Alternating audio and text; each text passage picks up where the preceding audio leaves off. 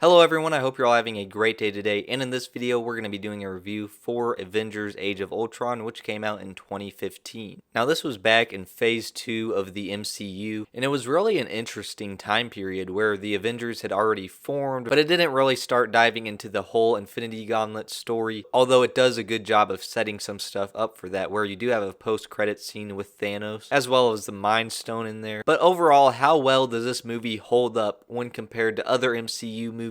Well, to kind of just hop right into the review, I think this movie has a lot of stuff in it that definitely works, and some stuff that definitely could have been improved upon. First and foremost, I really do think this does a good job of connecting to the wider story of the MCU. That's probably one of its biggest strengths. Most MCU movies do a pretty decent job of connecting to the overall story, but this is one that I feel like does an exceptional job. First of all, you have like different characters that appear in it, like Rhodey and Sam Wilson, and the Infinity Gauntlet stuff that I already mentioned. And of course, Andy Serkis appeared in this as Claw. He would later play the character in Black Panther, and it sets up some stuff in Wakanda. Of course, you have the destruction that goes on that sets up Civil War, and there is some tension that starts to form with not only Iron Man and Captain America, but just kind of the other Avengers as they find themselves not agreeing with how to handle certain situations all the time. So it definitely does a good job of that, and just overall, the dynamic between these characters, the banter, it's probably the biggest strength in this movie as you see their relationship with each other. And it is just really neat because obviously the first Avengers movie was setting them up. It was the first time that they were kind of working together. And then obviously Avengers Infinity War and Endgame is a much larger in scale story with way more characters, way bigger threats. So this is the one that's kind of just in the middle of them working together, and I do appreciate that. It also does kind of set up Thor Ragnarok, where you have like Thor getting these visions and having to take this bath. And I will say that stuff really does feel a little bit just squeezed in there. It feels really out of place, and it was rushed just to set up Thor Ragnarok, which is a good movie. They did do a decent job though with Hulk leaving Earth. That seemed to make a little more sense. And then of course he would appear in Ragnarok as well. So most of the stuff that this movie sets up for later MCU films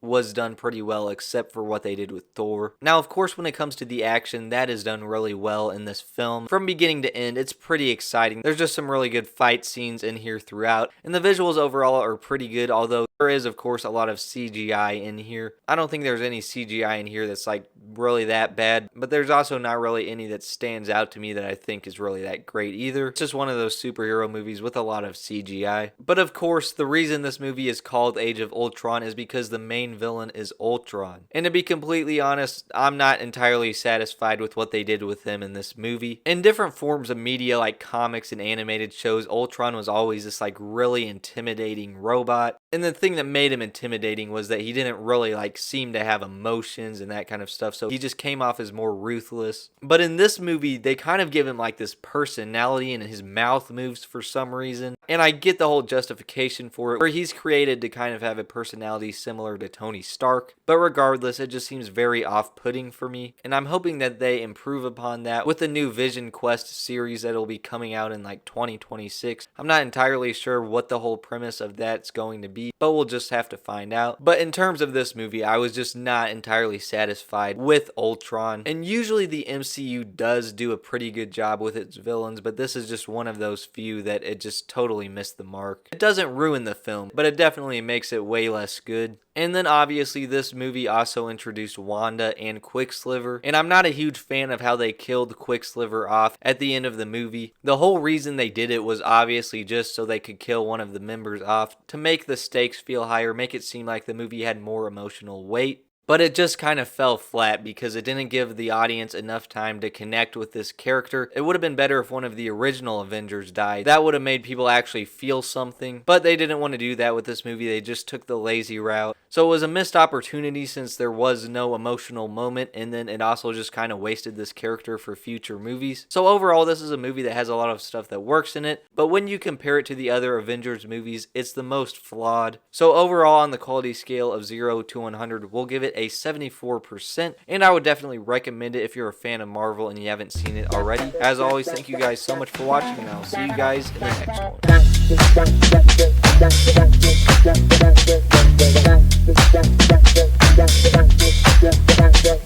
one.